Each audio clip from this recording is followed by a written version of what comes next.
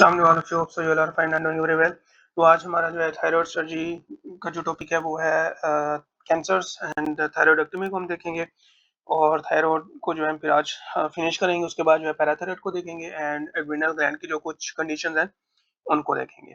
तो स्टार्ट करते हैं आज की वीडियो। तो आज जो हमारा पहला टॉपिक है वो है थायराइड ट्यूमर्स। तो थायराइड ट्यूमर जो है वो बिनाइन भी हो सकते हैं, वो मेलिग्नेंट भी हो सकते हैं।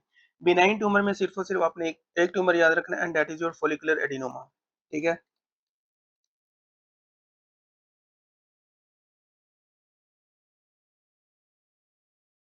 Follicular adenoma. ठीक है, this is the only benign tumour जो कि आपके थायराइड ग्लैंड का है। ठीक है, उसके बाद मेलिग्नेंट में आ जाओ। तो मेलिग्नेंट में आपके पास पेपिलरी कार्सिनोमा आ जाता है।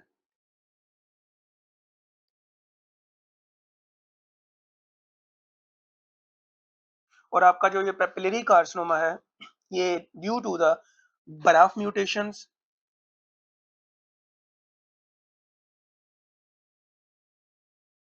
या ये चाइल्डहुड में नेक रेडिएशन एक्सपोजर की वजह से जो है हो सकता है। चाइल्डहुड नेक रेडिएशन एक्सपोजर। ठीक है, और आपका मोस्ट कॉमन जो है थायराइड कैंसर है वो यही है एंड अबाउट 60%। ठीक है, उसके बाद आ जाओ तो आपका फॉलिकुलर कार्सिनोमा आ जाता है।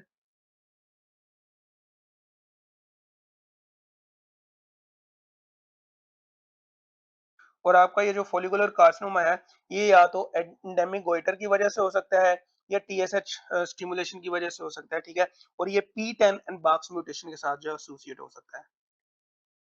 P10 बाक्स म्यूटेशन या परसिस्टेंट टीएसएच स्टिमुलेशन की वजह से हो सकता है due to the endemic goitre. जिन पेशेंट में आयोडीन की डेफिशिएंसी होती है तो होता है कि आयोडीन नहीं मिल पाता, T3 T4 जो है वो कम रहता है, जिसकी वजह से जो है आपका टीएसएच जो है बॉडी में जो है वो इंक्रीज रहता है। That will leads to follicular adenoma and ultimately leads to the follicular carcinoma. ठीक है, उसके बाद आ जाओ तो आपका जो है एनाप्लास्टिक कार्सिनोमा है, मेड्यूलरी कार्सिनोमा है। Medullary carcinoma. और आपका ये जो मेडुलरी कार्सिनोमा है इसमें जो जीन्स की म्यूटेशन होती है वो रेट प्रोटो ऑन्कोजीन। ठीक है, rate proto oncogene and it is associated with man 2A and man 2B। ठीक है, मैन 2A एंड 2B के साथ जो एसोसिएट होता है।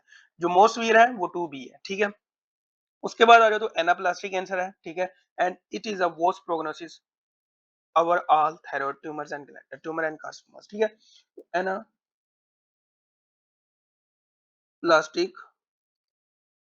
कार्सिनोमा। और ये भी P10 जीन की म्यूटेशन की वजह से जो है देखने को मिलता है। और ये पेशेंट जो है मोस्टली है ये एल्डरली पेशेंट होते हैं, लाइक 60-70 से ऊपर ऊपर के जो पेशेंट होते हैं आपके पास प्रेजेंट करेंगे। और ये मोस्टली जो पेशेंट आते हैं ये कंप्रेसिव सिम्टम्स के साथ आते हैं क्योंकि ये एनाप्लास्टिक कार्सिनोमा है। जब ये पेशेंट आते हैं तो 90% जो है पेशेंट 90-95% जो पेशेंट है ऑलरेडी जो इनकी मेटास्टेसिस हो चुकी होती है। और चूंकि ये प्रेशर सिम्टम के साथ आते हैं तो जो ट्रेकिया है वो कंप्रेस हुआ होता है और आपको जो वो pressure symptom like dysphagia dyspnoea वगैरह जो इन पेशेंट में देखने को मिल सकता है। या सराउंडिंग वेस्कुलर जो है वो भी जो है कंप्रेस हो सकती हैं। ठीक है, तो इसका जो ट्रीटमेंट है वो पेलिएटिव ही है। आगे हम देखेंगे एनाप्लास्टिक कार्सिनोमा को इसका ट्रीटमेंट क्या है। ठीक है, और उसके बाद जो है मैलिग्नल लिम्फोमा।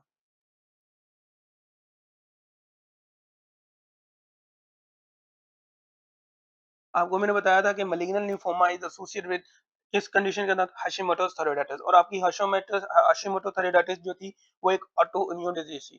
तो लिम्फोमा जो है वो बेसिकली हम ऑटो इम्यून थायराइडाइटिस भी कहते हैं इसको, ऑटो इम्यून थायराइडाइटिस जो कि हाशिमोटोस थायराइडाइटिस। ठीक है, बी सेल लिम्फोमा में देखने को मिलता है। ठीक है, क्लिनिकल फीचर्स अगर हम इनकी बात करें क्लिनिकल फीचर्स की तो क्लिनिकल फीचर्स में हम चूंकि ये एक ही जगह के कैंसर है सारे। ठीक है, थायराइड ग्लैंड की लोकेशन डिफरेंट हो सकती है लेकिन पेशेंट जो है आपके पास प्रेजेंट कर सकता है नेक स्वेलिंग के साथ।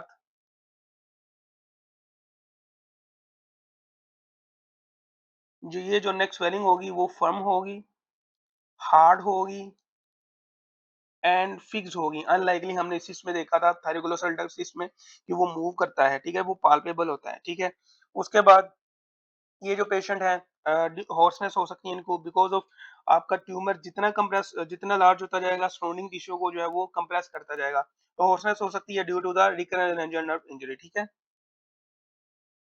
Recurrent laryngeal nerve injury. अब यहाँ पर बात ये है कि लोग कहते हैं कि why only a recurrent laryngeal nerve in case of carcinoma spread, ठीक है? तो जब हमने एनाटॉमी की थी तो this is your thyroid gland. एक एक्सटर्नल या सुपीरियर लेरेंजियल नर्व भी थी और एक थी रिकरेंट लेरेंजियल नर्व। जो आपकी रिकरेंट लेरेंजियल नर्व का रूट था वो पोस्टीरियोलेटरल था, ठीक है?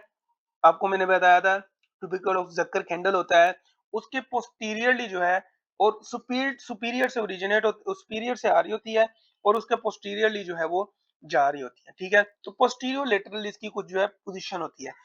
इसके बरक्स हमने जो एक्सटर्नल लेरेंजियल नर्व पढ़ी थी वो ऊपर से आ रही होती है। तो आपका जो कार्सिनोमा बेसिकली जो स्प्रेड होता है वो या तो पोस्टीरियरली होता है या वो लेटरली होता है। इस वजह से इन पेशेंट में जो है नर्व इंजर हमें देखने को मिलती है वो रिकरेंट लेरेंजियल नर्व जो है वो देखने को मिलती है, ठीक है? उसके बाद ये पेशेंट जो है आपके पास सर्वाइकल लिम्फेडिनोपैथी के साथ आ सकते हैं, ठीक है? सर्वाइकल लिम्फ नोड्स लिम्फेडिनोपैथी, ठीक है? उसके बाद स्प्रेड है, स्प्रेड आपने लाजमी याद रखना है। स्प्रेड को जो है मैं यहाँ पर मेंशन कर देता हूँ। आपका जो पेपिलरी कार्सिनोमा है वो मोस्टली जो है वो लिम्फेटिक्स के थ्रू जो है वो स्प्रेड होता है।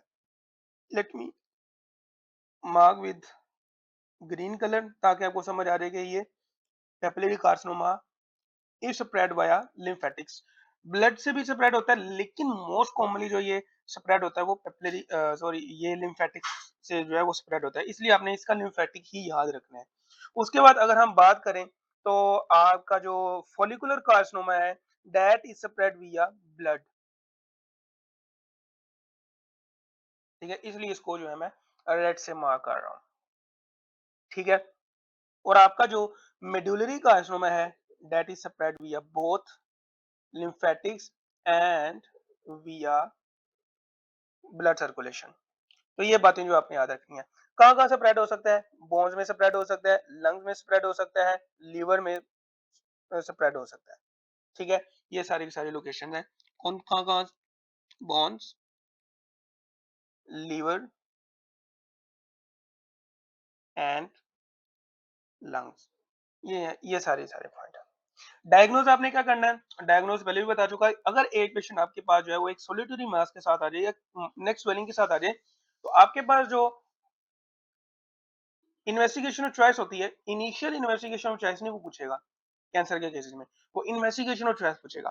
तो इन्वेस्टिगेशन ऑफ चॉइस जो हमेशा जो है स्वेलिंग में आपने जो है एफएनएसी जो है इसको करना होता है, ठीक है?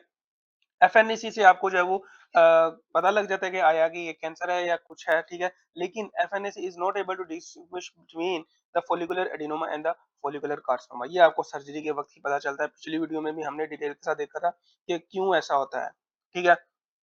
उसके बाद जो है आप और भी इन्वेस्टिगेशन और मोडालिटीज कर सकते हो, सीटी कर सकते हो, आप एमआरआई कर सकते हो, ठीक है? ये इसलिए करते हो आप ताकि आपको जो है वो ट्यूमर की एक्सटेंट पता लग सके और आपको जो है इसकी मेटास्टेसिस जो है वो पता लग सके। So that is all from the handy points from regarding overview of the thyroid tumours के थायराइड ट्यूमर्स क्या होते हैं, कौन से होते हैं, मेलिग्नेंट कौन से हैं, बिनाइन बिनाइन कौन से हैं, इन्वेस्टिगेशंस क्या हैं, ठीक है? हमने इसकी म्यूटेशंस भी देखनी है, कौन-कौन सी म्यूटेशन जो है वो एसोसिएट होती हैं इसके साथ, ठीक है?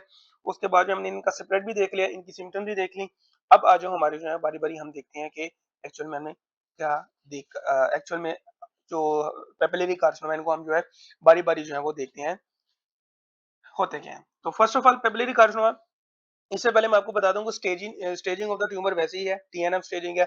उसमें आपने अपनी भागदौड़ बुक से जो है वो देख लेना है। यहाँ पर मैं अगर चलो यहाँ पर मैं बता ही देता हूँ स्टेजिंग में आपने क्या करना है। हमने ब्रेस्ट कैंसर की स्टेजिंग भी की थी, तो सेम उसी तरह है, लेकिन यहाँ पर हमने जब ब्रेस्ट कैंसर देखा था तो वो let me draw this is your TNM staging. तो टी से हमने याद रखना है कि ट्यूमर का स्प्रेड ट्यूमर का साइज, ठीक है? तो टीएक्स का मतलब है कि जो डिज़ीज़ है वो हमें असेस ही नहीं कर पाए, ठीक है? तो टी नोट का मतलब है no evidence of primary cancer, no evidence. T1 का मतलब है कि limit to the thyroid 1 centimetre और लेस देन, ठीक है? 1 सेंटीमीटर और लेस देन होता है, ठीक है? T2 का मतलब है आपका जो थायरॉइड ग्लैंड है वो 1 सेंटीमीटर से जो है वो बड़ा है, बट 4 सेंटीमीटर से जो है वो कम है। हमने ब्रेस्ट कैंसर में क्या किया देखा था, वहाँ पर 2 सेंटीमीटर था, यहाँ पर 1 सेंटीमीटर है। वहाँ पर 5 सेंटीमीटर था, यहाँ पर 4 सेंटीमीटर है। तो आप इस तरह से जो है वो याद कर सकते हो। बहरहाल ये इतना नहीं आपको पूछेंगे कि क्योंकि हर कैंसर की जो है वो स्टेजिंग जो है वो डिफरेंस होती है, कहीं न कहीं जो है फ़र्क आ जाता है, तो आपको वो इस तरह के सवाल नहीं पूछेंगे कभी भी। बहरहाल हाँ, वो आपको इस तरह पूछ सकते हैं कि ब T2 है, T3 है, लिम्फ नोड इन्वॉल्वमेंट है, तो बताओ कौन-सी स्टेज हो सकती है? तो ये आपसे जो है पूछ पूछ सकते हैं, ठीक है? उसके बाद T3 की बात करें तो T3 जो है वो मोर देन 4 सेंटीमीटर है और अगर T4 की बात करें तो इसमें हमने ब्रेस्ट कैंसर में भी देखा था, इसमें भी देखा था देख रहे हैं कि इसमें जो है कैप्सुलर इन्वेजन आपको देखने को मिल सकती है और एनी साइज़ का जो है वो ट्यूमर हो सकता है, ठीक है? एक्सटेंडिंग बियॉन्ड द कैप्सूल हम देख सकते हैं। उसके बाद आ जाओ तो लिम्फ नोड में अगर N0 की बात करें तो इसका मतलब है कि नो लिम्फ नोड इन्वॉल्वड है, ठीक है? नो लिम्फ नोड और अगर N1 की बात करें, ठीक है? तो दैट मीन्स कि आपके जो रीजनल लिम्फ नोड जो है वो मेटासाइज़ हो गई है। रीजनल लिम्फ नोड में कौन-कौन से आ सकते हैं? आपकी प्रीट्रैकियल लिम्फ नोड्स आ सकते हैं, आपके पैराट्रैकियल लिम्फ नोड आ सकते हैं और आपके डेल्फियन नोड्स आ सकते हैं। जो लेवल 6 के जो नोड्स हैं सारे-सारे वो आ सकते हैं। अब ये लेवल 6 क्या है? ये हम आगे जब थायरॉइडेक्टोमी करेंगे तो हम उसमें देखेंगे what is modified radical neck dissection, तो उसमें जो हम देखेंगे कि लेवल 6 क्या होता है। लेवल 6 बेसिकली आपकी सेंट्रल नेक डिसेक्शन सेंट्रल नेक का एरिया होता है, ठीक है? इसमें जितने भी स्ट्रक्चर आते हैं, हमने जो है उनको रिमूव करना होता है और अपने प्रिज़र्व भी करना होता है कुछ स्ट्रक्चर्स को। तो हम देखेंगे हम उसमें क्या-क्या करते हैं। तो इसमें वैसे सिर्फ लिख लो कि आपके जो N1 अगर आ जाए तो दैट मीन्स के लिम्फ नोड जो हैं, रीजनल लिम्फ नोड जो हैं वो वहाँ पर मेटास्टेसिस हो चुकी है। वो आपके प्रीट्रैकियल हो सकते हैं, वो आपके पैराट्रैकियल हो सकते हैं, वो आपके जो है डेल्फियन नोड्स हो सकते हैं,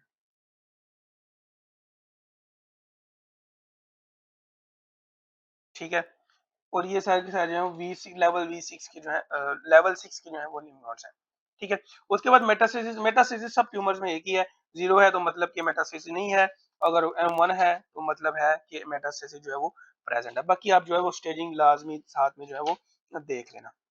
हम आगे बढ़ते हैं व्हाट इज़ पेपिलरी कार्सिनोमा। तो papillary carcinoma it is the most common tumour और यू कैन से कि most common malignant tumour of the thyroid gland, ठीक है? मोस्ट कॉमन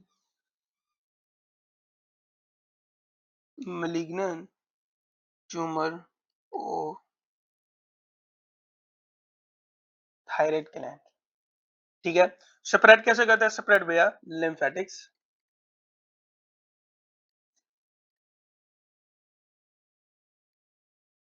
ठीक है?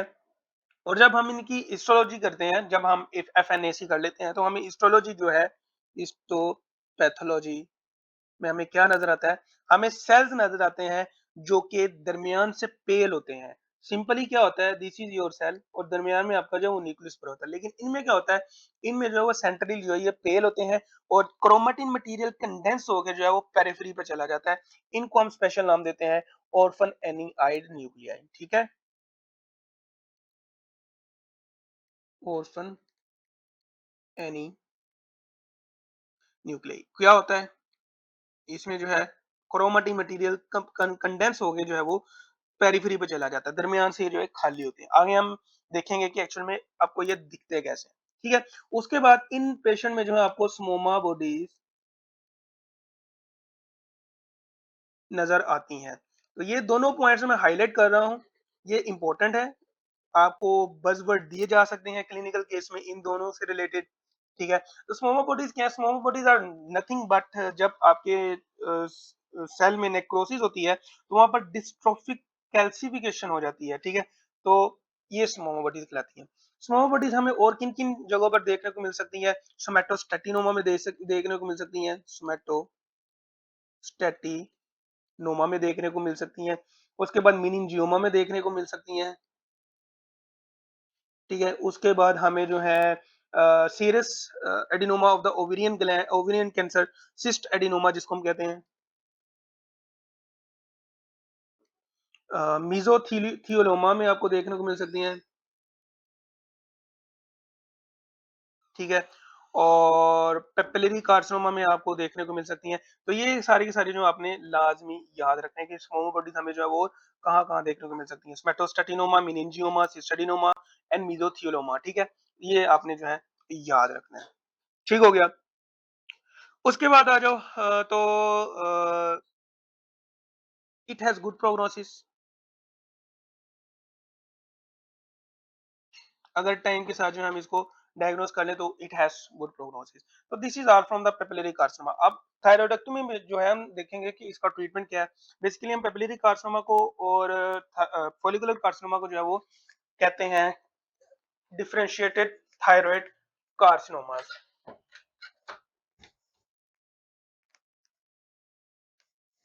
ठीक है? तो उसका ट्रीटमेंट जो है हम देखेंगे एक्चुअल में होता क्या है आगे। तो ये आपको जो है हिस्टोपैथोलॉजिकल जो है वो स्लाइड दिखा रहा हूँ। These are your orphan Annie nuclei,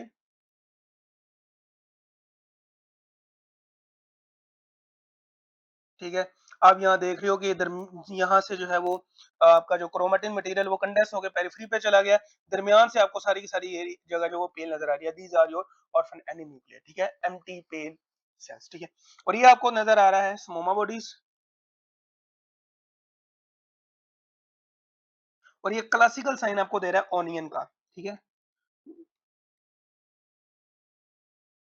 जब आप एक ऑनियन काटते हो तो आपको ऑनियन जो है अंदर से इस तरह से नजर आता है। तो ये आपको जो है डिस्ट्रोफी कैल्सिफिकेशन नजर आ रही है, ठीक हो गया? तो these are the small bodies. इन स्लाइड्स को जो वो आपने याद रखना है, ठीक है? अगर आप यूएस में लिख कर रहे हो तो आपको जो है वो ये स्लाइड्स दे सकते हैं, ठीक हो गया? और इसलिए आपको जो है इनके बारे में पता होना चाहिए। So what is follicular carcinoma?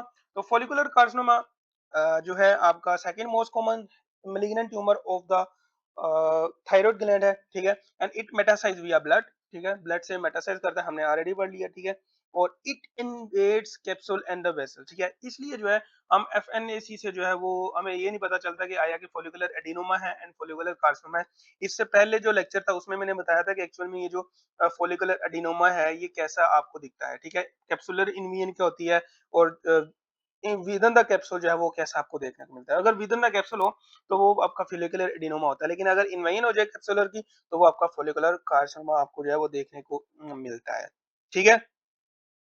उसके बाद आ जाओ तो इनमें जो है आपको हर्तल सेल जो है वो नजर आते हैं। Hurthle cells are nothing but a cell riched in mitochondria. ये आपका हर्टल सेल कहलाता है, ठीक है? हर्टल सेल लिम्फोमा भी आपको देखने को मिल सकता है, ठीक है? और उसके बाद जो है हर्टल सेल कहाँ-कहाँ देखने को मिलता है? हर्टल सेल जो है आपको हशीमोटोस थायरॉइडाइटिस में देखने को मिल सकता है। हर्टल सेल आपको जो है फॉलिकुलर कार्सिनोमा में देखने को मिल सकता है। हर्टल सेल जो है आपको हर्टल सेल लिम्फोमा में देखने को मिल सकता है, ठीक है? और ये सारे की सारे जो है बातें आपने याद रखनी है। फॉलिकुलर कार्सिनोमा से रिलेटेड ये कुछ है, स्प्रेड विया ब्लड, ठीक है? और इसमें जो है एडिनोमा भी होता है, कार्सिनोमा भी हो सकता है according to the capsular invasion, ठीक है? तो ये सारा का सारा है, ठीक है?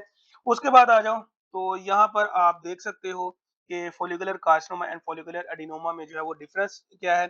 फॉलिकुलर एडिनोमा आप देख रहे हो कि कैप्सूल जो है वो इंटैक्ट है, कोई भी इन्वेजन नहीं है, लेकिन यहाँ पर जो है कैप्सुलर इन्वेजन आपको देखने को मिल रही है। And these are your Hurthle cells. अगर आप जूम करके देखो तो ये जो सेल है आपको इजिनोफिलिक जो है ब्लूइश कलर नजर आ रहे हैं because of there are rich in mitochondria. तो ये आपके जो है हर्टल सेल्स हैं।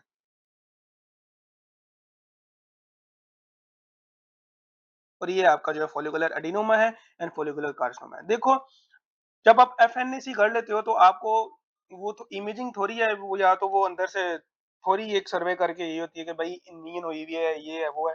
उसने सिर्फ एक बायोप्सी लेनी होती है टिश्यू की, ठीक है? तो अगर आपको उसमें जो है आप डिफरेंस नहीं कर पाते कि आया कि फॉलिकुलर एडिनोमा एडिनोमा है एंड फॉलिकुलर कार्सिनोमा है। आपको सिर्फ तब पता चलता है जब आप सर्जरी परफॉर्म करते हो, ठीक है? तो अभी तभी आपको जो है वो पता लगता है कि आया कि फॉलिकुलर एडिनोमा था या फॉलिकुलर कार्सिनोमा था, ठीक है? उसके बाद आ जाओ तो यहाँ पर हम जो है ट्रीटमेंट देख लेते हैं इनका। ट्रीटमेंट को हम थायरॉइडेक्टोमी को जब वो एक्सप्लेन करेंगे एक्चुअल में, तो यहाँ पर मैं ट्रीटमेंट की स्लाइड डालना भूल गया, लेकिन हम जो है वो ट्रीटमेंट यहाँ डिस्कस कर लेते हैं।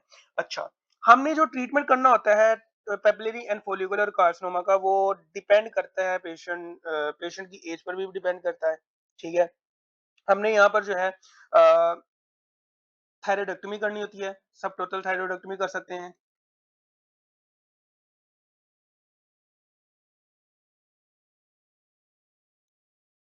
सब टोटल थायरॉइडेक्टोमी कर सकते हैं। हम यहाँ जो है नियर टोटल कर सकते हैं। हम यहाँ पर जो है लोबेक्टोमी नहीं हम यहाँ कर सकते बिकॉज़ ऑफ जो डिफ्यूज़ली होता है। लेकिन हम जो मोस्ट कॉमन यूज़ करते हैं मेथड, वो थायरॉइडेक्टोमी ही यूज़ करते हैं। आगे हम देखेंगे एक्चुअल में हम थायरॉइडेक्टोमी कैसे करते हैं, कौन-कौन से प्रोसीजर हैं वो इन्वॉल्व होते हैं, ठीक है?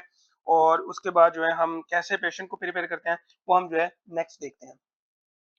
हमारा अगला जो टॉपिक है वो है medullary thyroid cancer and it is a cancer from the follicular cell arise from the neural crest cell. Cancer of parafollicular cells arise from neural crest cells. ये बात आपने याद रखनी है, ठीक है? एम्ब्रियोलॉजिकली ये न्यूरल क्रेस्ट सेल से जो है वो अराइज होते हैं, ठीक है? अब ये जो आपका मेड्यूलरी थायराइड कैंसर है, ये स्पोरेडिक भी हो सकता है, ये फेमिलियल भी हो सकता है, ठीक है? मोस्ट कॉमनली जो है ये स्पोरेडिकली होते हैं,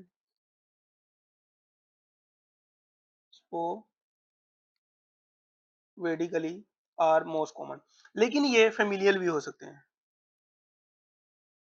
अब जो फेमिलियल हैं, वो कैसे हो सकते हैं? वो तो आपके एसोसिएट होते हैं MEN2A MN2B सिंड्रोम के साथ and there is a RET proto-oncogene mutations होती हैं उनमें, ठीक है? MEN2A MEN2B, ठीक है? और इनमें जो म्यूटेशन होती है आपको रेट प्रोटो ऑन्कोजीन की जो है वो म्यूटेशन देखने को मिलती है। ठीक हो गया। और आपका ये जो मेन टू भी है दैट इज मोर स्फीयर, ठीक है, स्फीयर देन मेन टू है, ठीक है। तो ये भी बातें जो आपने याद रखनी है। ठीक हो गया। उसके बाद जर्मलाइन म्यूटेशंस भी जो है आपको देखने को मिल सकती हैं, खाली रेट में नहीं, आपको जो है पैरागैंग्लियोमास होते हैं उनमें आपको ये जर्मलाइन म्यूटेशन जो है वो देखने को मिल सकती हैं, ठीक है। ये बात आपने याद रखनी है। और इन पेशेंट में जो है ये पेशेंट अमाइलोडोसिस के साथ जो है वो एसोसिएट करते हैं, इसलिए जब हम मेडुलरी थायरॉइड कार्सिनोमा की जो एफएनएसी करेंगे तो आपको जो है एमाइलोइड डिपोजिशन जो है वो सेल्स में नजर आएगी, ठीक है। उसके बाद आ जाओ तो अगर हम बात करें मेडुलरी थायरॉइड कैंसर में कि ये एसोसिएट होते हैं MEN two A MEN two B के साथ, तो मैन टू ए जो है वो आपका किस किस के साथ एसोसिएट होता है? वो मैन टू ए जो है आपका फियोक्रोमोसाइटोमा,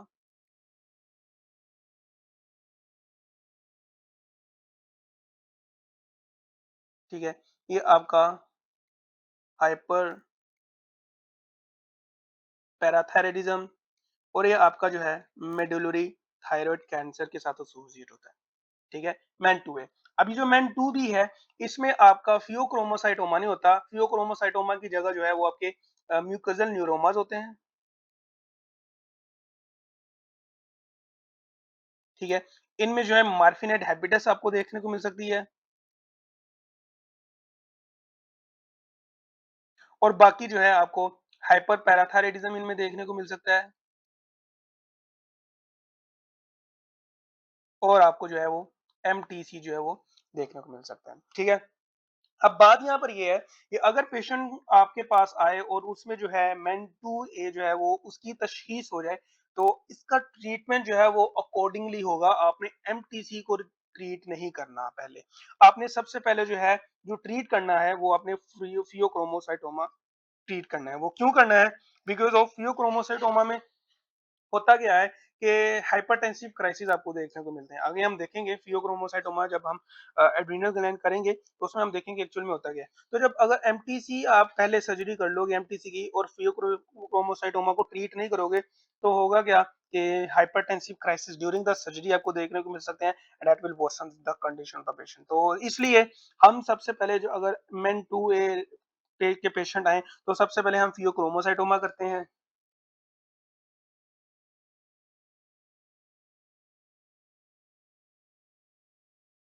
उसके बाद जो है हम जो है एमटीसी हाइपर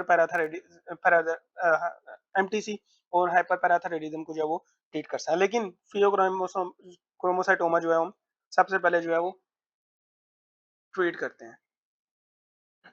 ठीक हो गया। उसके बाद प्रोफिलेक्टिक थायराइडेक्टमी भी हम करते हैं इन पेशेंट में।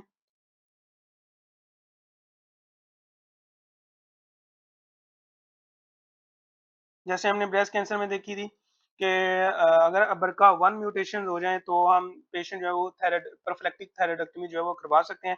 इसमें भी हम जो है करते हैं, अगर रेट प्रोटोकोजीन में जो है म्यूटेशन आपको देखने को मिल जाए, मैन 2A डायग्नोज हो जाए तो आप प्रोफिलेक्टिक थायराइडेक्टमी जो है वो करवा सकते हैं। ठीक है। मैन 2A के लिए डिफरेंट क्राइटेरिया है, मैन 2B के लिए डिफरेंट क्राइटेरिया है। अगर मैन 2A है, ठीक है, तो आप विद इन 1 ईयर जो है बच्चा उसकी जो है with in 6 I think so man 2A patient जो है वो 1 साल के अंदर अंदर जो है आपने करवानी होती है। 6 ईयर सॉरी 6 ईयर। और अगर मैन 2B हो तो आपने 1 ईयर के अंदर अंदर जो है वो आपने प्रोफिलैक्टिक थायराइडेक्टमी जो है वो करवानी होती है टू अवॉइड एमटीसी। ठीक हो गया। तो ये है आपकी अमाइलोइड डिपोजिशन।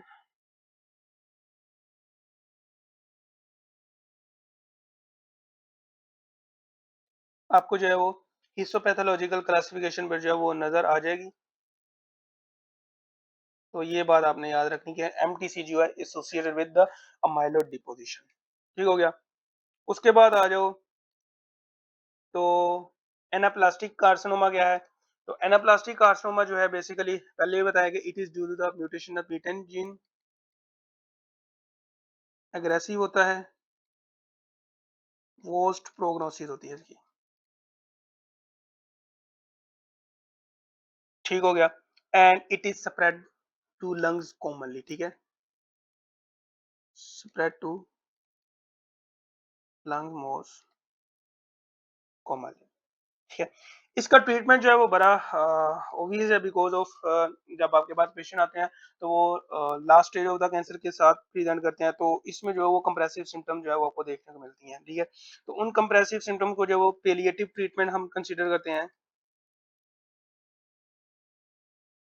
अगर बाई चांस एक पेशेंट जो है वो एनाप्लास्टिक कार्सिनोमा के साथ आ जाए और वो only confined to the thyroid हो तो फिर आप टोटल थायराइडोक्टोमी कर सकते हो। ठीक है, अगर बाय चांस, होता नहीं है, अगर बाय चांस, लेकिन अगर सीवियर डिजीज के साथ आए तो प्लेटिव ट्रीटमेंट और उसमें जो है अपने कंप्रेसिव सिम्टम को जो है वो दूर करना होता है और उसमें क्या करना होता है, इज मस्टेक्टमी करनी होती है।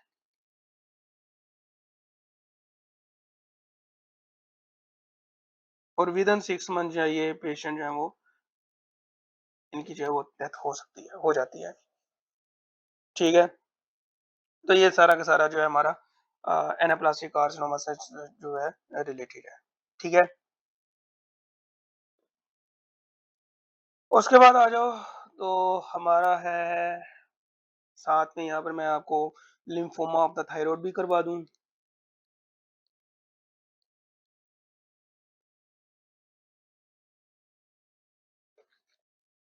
लिम्फोमा ऑफ थायराइड जो है basically it is autoimmune thyroiditis. ठीक है,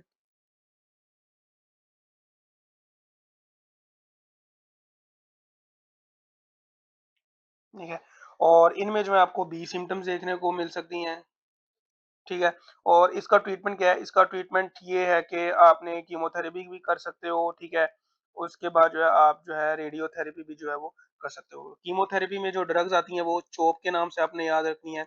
सी से जो है आपकी साइक्लोफोस्फोमाइड बनती है। एच से जो है आपकी हाइड्रोक्सी डोनोरोब्यूसिन बनती है।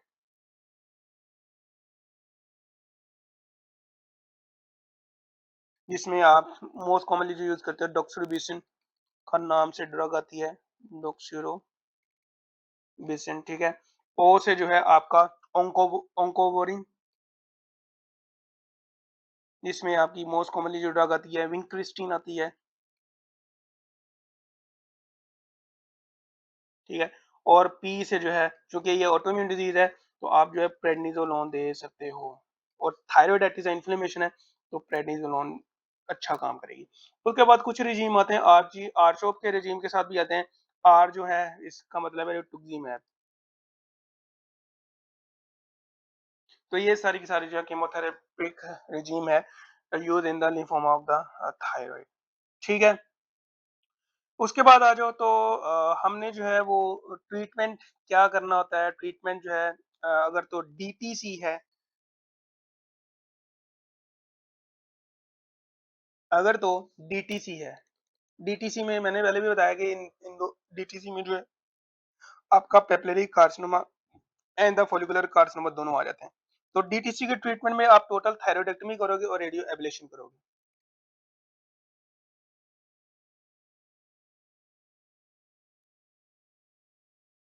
ठीक है।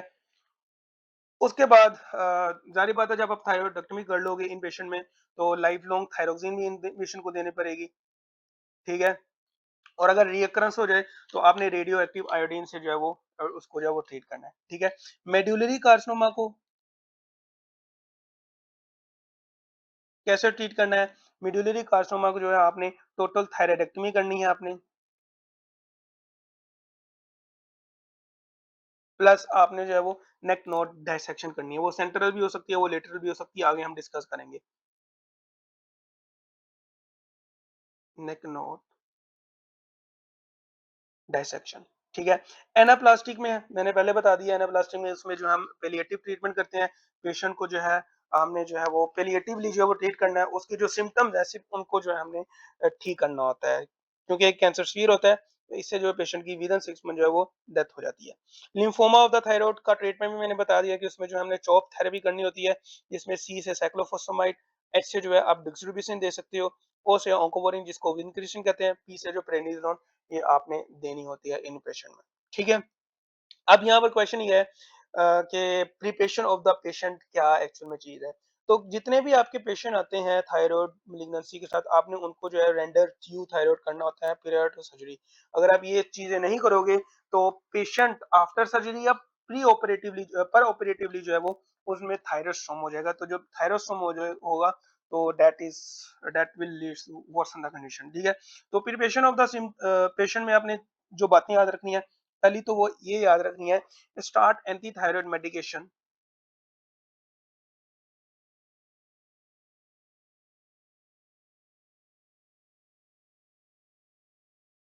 Anti thyroid medication 6 to 8 week prior to surgery, ठीक है। दूसरी बात आपने जो याद रखनी है, you have to add beta blocker also, you can add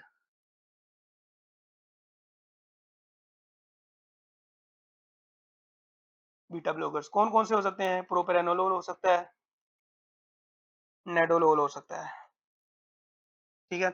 उसके बाद जो आपने बात याद रखनी है, वो ये याद रखनी है कि you have to give the Lugol's iodine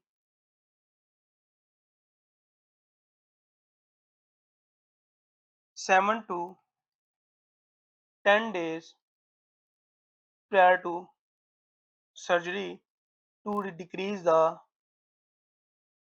vascularity of gland, ठीक है। चौथी बात जो आपने याद रखनी है कि आपने एंटी थायराइड ड्रग जो है वो स्टॉप करनी है evening before the day of surgery, ठीक है। Stop anti thyroid evening before the day of surgery. Like कल एक पेशेंट की अगर सर्जरी है, तो आज रात को जो उसको मैं ड्रग दूंगा, उसके बाद जो है मतलब लास्ट डोज जो है वो आपने इवनिंग को देनी है डे बिफोर द सर्जरी। उसके बाद जो है जिस दिन सर्जरी है उस दिन हमने उसको कोई भी मेडिकेशन नहीं देनी, ठीक है। उसके बाद आपने उस पेशेंट को जो है वो बीटा ब्लॉकर जो है वो कंटिन्यू करवाने हैं for up to 7 days post op, ताकि उसकी बॉडी में जो T3 T4 का लेवल जो रह चुका है वो आहिस्ता-आहिस्ता कम होना है, ड्रॉप होना है। तो वो जो है क्या टैकीकार्डिया, पाल्पिटेशन को जब वो अगर वेट ना करे, तो आपने इन पेशेंट में जो है वो बीटा ब्लॉकर्स जो है वो कंटिन्यू रखनी है 7 डेज़ अब पोस्ट ओपी, ठीक है? तो ये सारा का सारा जो है प्रिपरेशन ऑफ द पेशेंट। अगर आप पेशेंट को जो है वो अच्छे से पेशेंट को जो है वो अच्छे से प्रिपेयर नहीं करते फॉर थायरॉइड सर्जरी, तो क्या हो सकता है, उसकी कॉम्प्लिकेशन आपको जो है वो इस सूरत में देखने को मिल सकती है। थायरॉइड स्टॉर्म, या हम जिसको हम थायरोटॉक्सिकोसिस कहते हैं। और most common cause of thyrotoxicosis जो है जो है वो आयोटोजेनिक ही है, मतलब कि आप पेशेंट को जो वो अच्छे से प्रिपेयर नहीं कर पाते, जिसकी वजह से जो है पेशेंट को ये देखने को मिलता है। तो एचओस के लिए ये है कि आपने अपने पेशेंट को जो है वो अच्छे से प्रिपेयर करना होता है, क्योंकि प्रिपरेशन ऑफ द पेशेंट की जो जिम्मेदारी होती है वो एचओस के ऊपर ही होती है। तो ये बातें जो है आपने याद रखनी है, आपने अच्छे से हिस्ट्री लेनी है, एटसेट्रा एटसेट्रा, वरना आपकी क्लास लगने में जो है वो जरा भी देर नहीं लगेगी, इंक्लूडिंग मी। अब आ जाओ, व्हाट इज थायराइडेक्टमी। तो थायराइडेक्टमी जो है वो कितने तरह की हो सकती है, या तो वो टोटल थायराइडेक्टमी हो सकती है।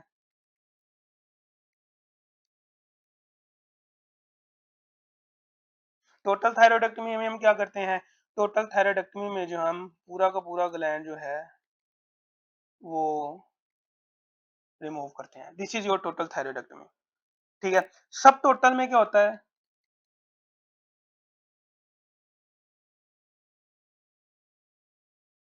सब टोटल में होता है कि आप दोनों तरफ से जो है ग्लैंड को जो है वो, सॉरी मैंने थोड़ा गलत बना दिया, लेट मी ड्रा।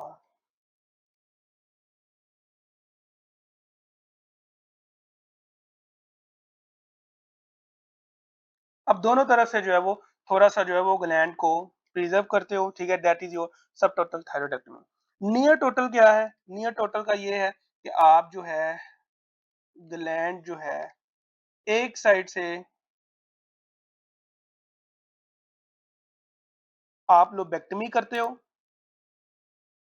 ठीक है, मतलब कि पूरा का पूरा ग्लैंड आप रिमूव करते हो, इस्मस रिमूव करते हो, और एक साइड से जो है आप जो है थोड़ा सा हिस्सा जो है वो रहने देते हो, ठीक है, this is called your near total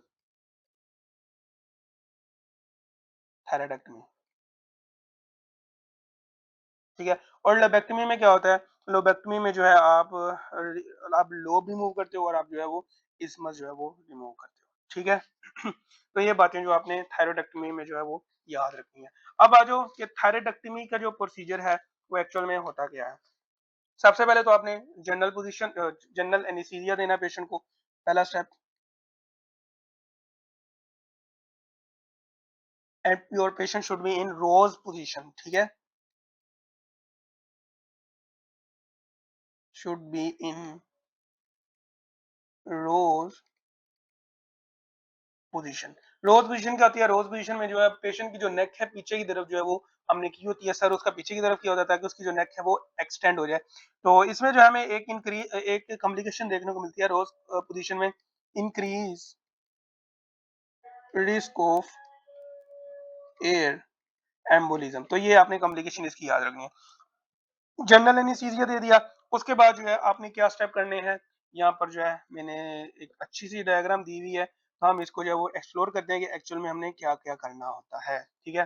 तो आप यहाँ पर देख सकते हो, using a collar incision about 2 centimetre above the sternal notch, ठीक है, आपने स्टर्नल नोच से ऊपर जो है वो इंसिजन देनी होती है, ठीक है, above 2 centimetre, like this is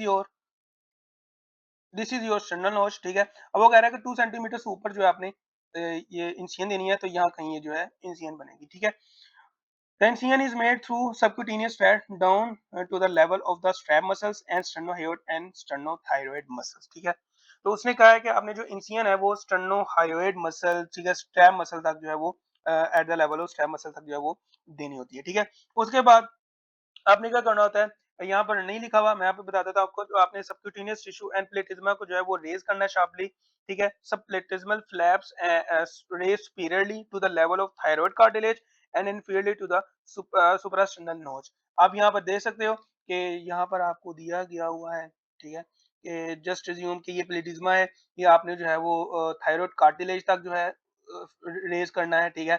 और ये जो नीचे वाला फ्लैप होगा, आपने जो है ये स्टर्नल नोच जो है, सुप्रास्टर्नल नोच जो है, उधर तक जो है इसको लेके जाना है, ठीक है? आपने फिर एक्सप्लोर कर देना है।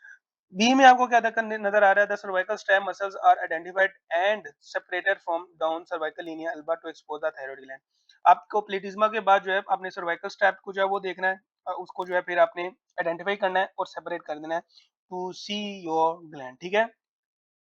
उसके बाद आपने क्या करना है, the isthmus can be divided allow to greater mobilisation while maintaining a smaller incision, ठीक है? आपने इस्मस को जो है वो डिवाइड करना है for the mobilisation of the gland, ठीक है? अगर आप इस्मस को डिवाइड नहीं करोगे तो आप जो है वो ग्लैंड को जो है वो नहीं कर पाओगे मोबिलाइज, ठीक है? उसके बाद आ जाओ तो यहाँ पर सी है, focusing on one lobe of the thyroid. अब आपकी वार्डोगर की बुक में भी लिखा हुआ है कि आपने पहले उस लोब को देखना है जिसमें पैथोलॉजी प्रेजेंट है, ठीक है? वो इसलिए कहते हैं क्योंकि अगर ड्यूरिंग द परफॉर्मिंग सर्जरी अगर लेरेंजियल नर्व जो है वो डैमेज हो जाए तो आप जो है वो जो टोटल थायराइडेक्टमी जो अगर आप कर परफॉर्म कर रहे हो तो आप उसको जो है हेमीथायराइडेक्टमी में जो है वो कन्वर्ट कर सकते हो, ठीक है? तो ये बात जो है आपने याद रखनी है। अब इसलिए जो है हम सिर्फ पहले एक फ्लो पर फोकस करते हैं और during the that performing on one flow अगर सर्जरी अगर डैमेज हो जाए कोई नर्व तो फिर जो हम टोटल पैराथायराइडेक्टमी की बजाय पैराथायराइड कह रहा हूँ, थायराइडेक्टमी की बजाय हम जो है वो हेमीथायराइडेक्टमी जो है वो करते हैं, ठीक है? उसके बाद पहले भी मैंने बताया कि जब आप सर्जरी परफॉर्म करोगे तो सबसे पहले जो वेसल लाइगेट करनी होती है आपने, वो आपने करनी होती है सुपीरियर मीडियल जो थायरॉइड वेन जो थी वो आपने जो है वो लाइगेट यहाँ पर जो है वो लाजमी करनी होती है। यहाँ पर लिखा भी हुआ है middle thyroid when is identified and future ligated, ठीक है? ताकि आपको जो है ग्लैंड की जो है मोबिलाइजेशन में और ज्यादा हेल्प मिले। उसके बाद क्या है, the superior pole of the thyroid is released through the blunt dissection and the superior thyroid artery is enlargement and suture ligated। मैंने पहले बताया एनाटॉमी में, जब हम एनाटॉमी कर रहे थे तो वहां मैंने बताया था कि आपने जितनी भी आपकी सुपीरियर थायराइड आर्टरी है चाहे आपकी इंफीरियर थायराइड आर्टरी है, आपने क्लोज टू द ग्लैंड जो है वो उनकी जो है ligation करनी होती है to avoid the injury to the nerves, ठीक है? तो यहाँ पर अगर नर्व होगी, कौन सी इंजरी हो सकती है? यहाँ पर जो है आपकी एक्सटर्नल सुपीरियर लेरेंजियल नर्व जो है वो इंजर हो सकती है। तो आपने यहाँ पर आप देख रहे हो कि हम जो है ग्लैंड के बिल्कुल क्लोज जो है वो लाइगेट कर रहे हैं, ठीक है? क्योंकि ग्लैंड के क्लोज है वो आपकी laryngeal nerve sorry external nerve जो है वो दूर होती है। जैसे जैसे हम ऊपर जाते जाएंगे वो पास आती जाएगी, इसलिए जितना आप सुपीरियरली लाइगेट करोगे वहां पर इंक्रीज चांसेस होते हैं कि आप जो है वो नर्व को जो वो डैमेज कर सकते हो, ठीक है? उसके बाद आ जाओ तो ई में क्या है, the superior and inferior parathyroid glands are identified, carefully removed and preserved along with their blood supply। और आपके पैराथायरॉइड ग्लैंड को ब्लड सप्लाई कहाँ कहाँ से मिलती है? इंफीरियर थायराइड आर्टरी की। तो इंफीरियर थायराइड आर्टरी जो है आपकी थायराइड ग्लैंड को भी सप्लाई कर रही है, लेकिन हमने जो थायराइड ग्लैंड की जो सप्लाई लाइगेट करनी है वो capsular branches of the inferior thyroid artery को जो है वो देखना होता है। The recurrent laryngeal nerve and should be identified once located at its identify and function can be continuously confirmed using nerve stimulation। nerve stimulation जो है हम करते हैं जब तो हमें पता लग जाता है कि आगे नर्व जो है वो इंटैक्ट है या डैमेज हो चुकी है। और यहाँ पर आप देख सकते हो कि ये इंफीरियर थायराइड आर्टरी है और इसकी जो कैप्सुलर ब्रांचेस हैं ये सारी की सारी, तो हमने जो है इनकी बेस से जो है उस वहां से लाइगेट करना होता है ताकि जो आपकी nerve supply to the parathyroid gland है वो भी इंफीरियर से जा रही होती है, वो इंटैक्ट रहे। तो हमने ये भी क्लोज टू द ग्लैंड जो है वो करना होता है, ठीक है? क्योंकि आपकी जो कैप्सुलर ब्रांचेस है वो क्लोज टू द ग्लैंड ही होती हैं, वो ग्लैंड को ही देती हैं। The inferior thyroid artery is identified and suture ligated, वही बात जो मैंने आप आगे कर दी। The transection of the Berry's ligament which define the posterior sternal posterior lateral attachment of the thyroid allows for the removal of the gland। And पे आपने क्या करना होता है, बेरीज लिगामेंट को जो वो डिवाइड करना है, because of Berry ligament is nothing but the condensation of the pretracheal जो है fascia उसकी होती है। ये आपकी जो ग्लैंड को जो है वो अटैच करके रखता है टू द ट्रेकिया। तो अगर आप बेरी लिगामेंट को जो वो डिवाइड नहीं करोगे तो आप जो है कभी भी ग्लैंड को जो वो बाहर नहीं निकाल पाओगे। तो ये आप देख रहे हो कि आपने जो है आपने बेरीज लिगामेंट के थ्रू जो है वो इसको डिवाइड किया, आपने ग्लैंड को जो है बाहर निकाला और आपका जो है वो सर्जरी जो है वो कंप्लीट हो गई, ठीक है? उसके बाद आ जाओ तो जारी बात है आपने स्यूचरिंग क्लोजिंग करनी है, तो स्यूचरिंग क्लोजिंग में स्किन जो है आपने स्टिच कर देनी है वाया सबक्यूटिकुलर फैशन, ठीक है? आपने ड्रेनेज लाजमी डाल देने हैं अंदर, ठीक है? ताकि वो जो सीरोमा अंदर बनेगा या अगर ब्लीडिंग होती है तो आपको पता लग सके कि एक्चुअल में जी इसमें जो है आपको क्या देखने को मिलता है, ठीक है?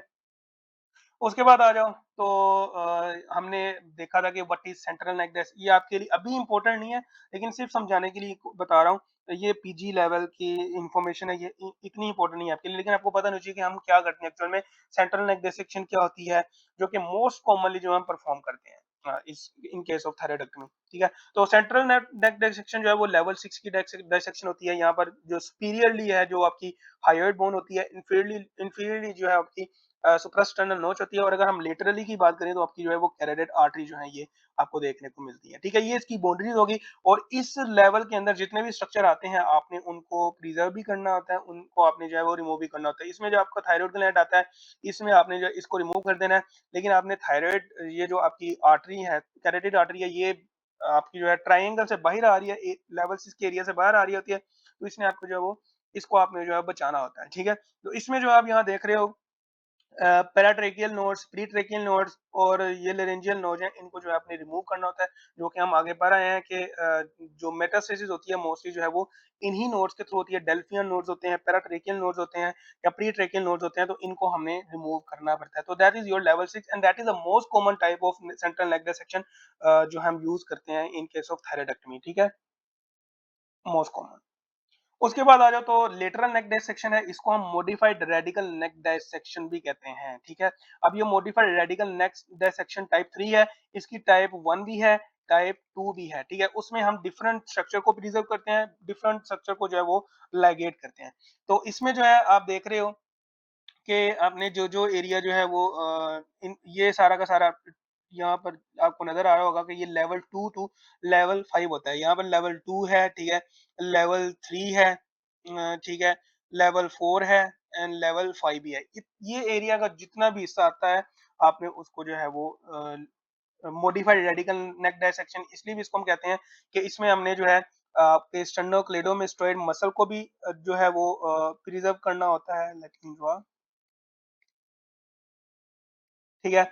इसमें आपने जो है इंटरनल जुगुलर वेन को भी आपने जो है प्रिजर्व करना होता है, स्पाइनल एसेसी नर्व को भी बचाना होता है, ठीक है? उसके बाद जो है सबमैंडिबुलर ग्लैंड इसमें नहीं आता, ठीक है?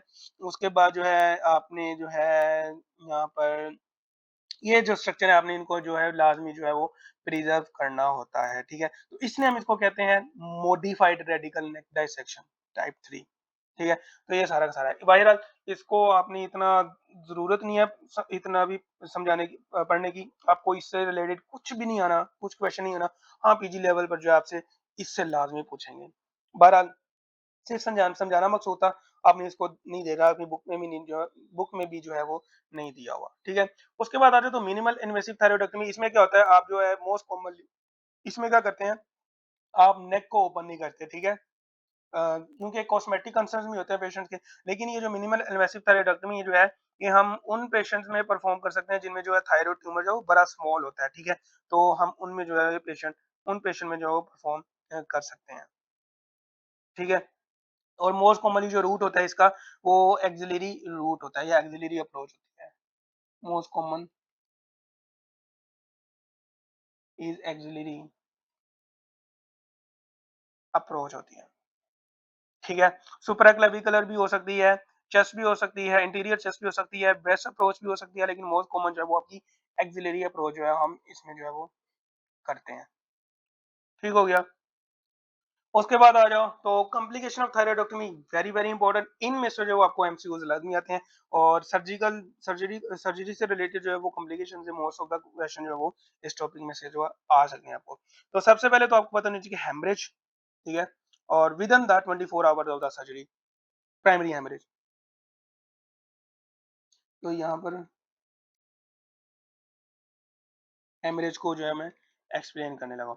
अगर तो हेमरेज आपको जो है वो देखने को मिल जाए, तो ये पेशेंट जो है वो कंप्रेसिव सिम्पटम्स के साथ आपको प्रेजेंट करेंगे, ठीक है? तो होता क्या है कि आपने जो वेसल को लाइगेट किया होता है, ठीक है? उनकी स्लिपेज हो जाती है, ठीक है? तो जब स्लिपेज होगी तो ब्लीडिंग होगी तो हीमाटोमा बन जाएगा। जब हीमाटोमा बन जाएगा तो वो आपके ट्रेकिया के ऊपर जो है वो कंप्रेशन डालेगा। कंप्रेशन डालेगा तो पेशेंट जो है वो डिस्फेगिया होगा, उसको डिज़निया बहुत सीवियर हो जाएगा, ठीक है? इसको हम टेंशन और ब्लीडिंग रुकेगी नहीं, ब्लीडिंग होती जाएगी तो that will leads to tension, haematoma और वो फिर जो है आपकी कंडीशन को जो है वो वर्सन कर देगा, compression of the on the trachea करेगा, ठीक है? That will leads to the breathlessness जिसको हम डिस्निया कहते हैं, एटसेट्रा एटसेट्रा। इसका ट्रीटमेंट क्या है? फौरन आपने बेड साइड जो है पेशेंट के सूचर जो है वो निकाल देने हैं, ऑपरेशन थिएटर में ले जाना है, लेकिन बेड साइड फौरन ही आपने वार्ड में जो है उसके सूचर जो है वो निकाल देने हैं। उसने जो आपने जो है फौरन उसको जो है ओटी में ले जाना है, आपने उसका जो हेमाटोमा जो है वो रिमूव करना है। इसकी इंडिकेशंस क्या है? कि आपको कैसे पता चलेगा हेमरेज क्या है? आपको एक तो बंदे की जो नेक है, आपको वो जो रेड कलर की नज़र आने लग जाएगी, ऊपर से स्वेलिंग नज़र आने लग जाएगी, उसकी सिम्पटम नज़र आने लग जाएँगी और आपने जो ड्रेनेज डाला हुआ है, उसमें जो है ब्लीडिंग आपको नज़र आएगी। तो ये सारी की सारी हेमरेज जो है आपको देखने को मिल सकती हैं, ठीक है? उसके बाद रेस्पिरेटरी ऑब्स्ट्रक्शन, तो रेस्पिरेटरी ऑब्स्ट्रक्शन भी जो है वो इसी वजह से आपको देखने को मिलती है, तो that is your uh, from the haemorrhage. उसके बाद आ जाओ तो ट्रेकियोमेलेशिया आपको देखने को मिल सकता है, ठीक है? तो ट्रेकोमलेशिया भी जो है वो रेस्पिरेटरी ऑब्स्ट्रक्शन करवाता है। ये एक्चुअल में होता क्या है? एक्चुअल में होता ये है कि लॉन्ग स्टैंडिंग गोइटर या long standing swelling of the जो आपकी थायरॉइड की होती है, वो ट्रेकिया पर जो है वो कंटीन्यूअसली प्रेशर डाल रही होती है। अब ये जो कार्टिलेज हैं, ये फ्लेक्सिबल्स होते हैं, लेकिन चूंकि आप लॉन्ग स्टैंडिंग जो है वो उनके ऊपर कंप्रेशन डली रही होती है, जैसे ही आप जो सर्जरी के दौरान जो है आप थैलेडेक्टोमी करते हो, ठीक है? वो जो पुल होता है वो खत्म हो जाता है। जब वो पुल खत्म हो जाता है तो ट्रेकियल लिंक जो है वो आपस में कोलैप्स हो जाती हैं।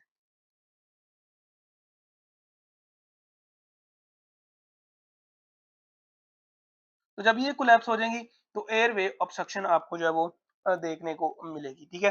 And it is usually treated by endotracheal intubation और ट्रेकियोस्टोमी, ठीक है? ट्रीटमेंट इसकी क्या है? एंडोट्रेकियल इंट्यूबेशन और ट्रेकियोस्टोमी। ठीक हो गया। उसके बाद आ जाओ तो आपकी जो नर्व है वो डैमेज हो सकती है, आपकी जो है रिकरेंट लैरेंजियल नर्व जो है वो डैमेज हो सकती है और मोस्ट कॉमनली मैंने पहले भी बताया कि आपकी जो लेफ्ट साइड की है वो डैमेज होती है। क्यों होती है? Because of longer path. ठीक है? और ये जो रिकरेंट एनर्जी नर्व है, ये मोस्ट ऑफ द केसेज़ में जो है वो टेम्परेरी होती है, ठीक है? कुछ में जो है परमानेंट भी हो सकती है, लेकिन जो टेम्परेरी जो है वो 3 वीक्स टू 3 मंथ्स के दरमियान जो है ये आपको जो है वो जो है वो रिज़ॉल्व हो जाती है, ठीक है? इसमें जो है वोकल कॉर्ड जो है उनकी वो पैरालाइज़ हो जाते हैं, ठीक है? और आपको जो है कफ एंड डिज़निया वगैरह जो है वो पेशेंट में जो है वो देखने को मिल सकता है, ठीक है? अगर दोनों तरफ से डैमेज हो जाए ना तो फिर जो है ये लाइफ थ्रेटनिंग कंडीशन होती है। लेकिन मोस्ट कॉमनली जो है ये अगर हो तो सिर्फ़ एक एक साइड की होती है नर्व डैमेज, लेकिन अगर दोनों तरफ से हो जाए तो वोकल कॉर्ड जो है वो कोलैप्स हो जाते हैं, तो आपको जो है फिर इमरजेंसी जो है वो ट्रैकियोस्टोमी या ट्रैकियोस्टोमी जो है वो करनी ही पड़ सकती है, ठीक है? इसका ट्रीटमेंट क्या है? ट्रैकियोस्टोमी। ठीक हो गया। उसके बाद आ जाओ तो पेशेंट को जो है वो हाइपोकैल्सीमिया देखने को मिल सकता है because of hypoparathyroidism because of iatrogenic removal of the parathyroid gland. तो कैल्सीमिया देखने को मिल सकता है ड्यू टू द और हाइपोथायराइडिज्म की मोस्ट कॉमन काज ही हाइड्रोजेनिक है। Hydrogenic means during the thyroidectomy आप जो है वो गलती से जो है वो आप पैराथायराइड ग्लैंड को जो वो रिमूव कर लेते हो, इसलिए पैराथायराइड की लोकेशन को जानना इंपॉर्टेंट है, तो आपने उसको जो है वो प्रिजर्व करना होता है, ठीक है? इन पेशेंट में सिम्टम्स क्या आएंगे? आपको जब लो कैल्शियम आपको देखने को मिलेगा, ठीक है? पेरी ओरल नमनेस आपको देखने को मिलेगी, that is most common sign, ठीक है? पेरी ओरल नमनेस जो है वो आपको देखने को मिलेगी, ठीक है? उसके बाद जो है जब आप चॉपस्टिक साइन देख सकते हो, टोसियो साइन देख सकते हो, ठीक है? ये हम आगे देखेंगे क्या होते हैं। चॉपस्टिक साइन बेसिकली आप फेशियल नर्व को जब वो टैप करते हो तो आपके जो फेस के मसल हैं वो कॉन्टैक्ट रिलैक्स होते हैं, ठीक है?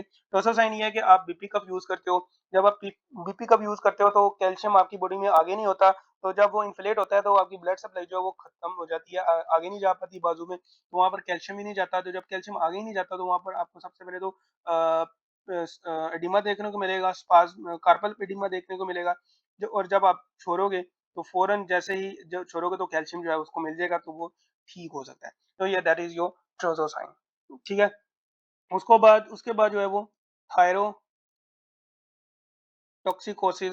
या स्ट्रोम इसको हम कहते हैं। और ये क्यों होता है, ये मोस्ट कॉमनली जो है आपकी इनएडिक्वेट जो है वो पेशेंट प्रिपरेशन की वजह से जो है वो आपको जो है वो देखने को मिल सकता है, ठीक है। इन पेशेंट में जो है हमने क्योंकि ये एक सीवियर फॉर्म में आते हैं, इनका ट्रीटमेंट भी जो हमने एग्रेसिवली करना होता है। एंटी थायराइड ड्रग जो है वो आईवी देनी होती है, इंट्रावेनस फ्लूइड देने होते हैं, बिकॉज ऑफ डिहाइड्रेशन हुई होती है।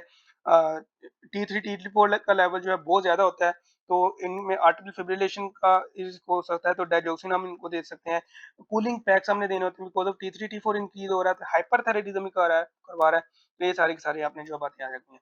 उसके बाद जो है थायरोक्सिन, ठीक है, आपने देनी होती है इन पेशेंट में, बिकॉज ऑफ लाइफ, अगर आप थायराइडेक्टमी कर दोगे तो थायराइड T3 T4 नहीं बनेंगे, तो आपको जो है लाइफ लॉन्ग जो है वो थायरोक्सिन जो है वो दे सकते हो। उसके बाद रिकरेंस ऑफ गोइटर हो सकता है, ठीक है, या रिकरेंस ऑफ द कैंसर हो सकता है। अगर आपने नेगेटिव मार्जिन के साथ जो है वो नहीं की रिसेक्शन, तो आपको जो है RO सेक्शन रिसेक्शन भी कहते हैं, मतलब कि नेगेटिव मार्किंग के साथ। तो अगर आपने रिसेक्शन ऐसे नहीं की तो रिकरेंस के चांसेस भी हो सकते हैं। एक्सटर्नल लेरेंजियल नर्व डैमेज हो सकती है, एक्सटर्नल लेरेंजियल नर्व डैमेज हो सकती है, हमने नहीं लिखा, ये आप बुक में लिख लेना, बुक में ये नहीं दिया हुआ तो ये भी लिख लेना। तो एक्सटर्नल लेरेंजियल नर्व जो है, it is most likely to be injured nerve in the thyroidectomy rather than recurrent laryngeal nerve. ये बात आपने याद रखनी है कि रिकरेंट लेरेंजियल नर्व से भी ज्यादा मोस्ट कॉमनली जो नर्व इंजर होती है वो आपकी एक्सटर्नल लेरेंजियल नर्व है, मोस्ट कॉमन इंजर्ड नर्व, ठीक है। और अगर ये नर्व इंजर होगी तो पेशेंट जो है पेशेंट जो है वो उसकी पिच में मसला आ सकता है। लेकिन जो ऑब्वियस इफेक्ट आपको देखने को मिलते हैं वो रिकरेंट लेरेंजियल नर्व के देखने को मिलते हैं, इसके इतना इफेक्ट नहीं होता, लेकिन रिकरेंट लेरेंजियल नर्व की जो है वो आपको मोस्ट ऑब्वियस जो इफेक्ट जो है वो देखने को मिल सकते हैं। ठीक हो गया। तो ये सारा का सारा जो है कॉम्प्लिकेशन ऑफ द थायराइडेक्टमी है। अब आ जाओ, हमने जो केसेस करने हैं प्रैक्टिस कर लें थोड़ी सी।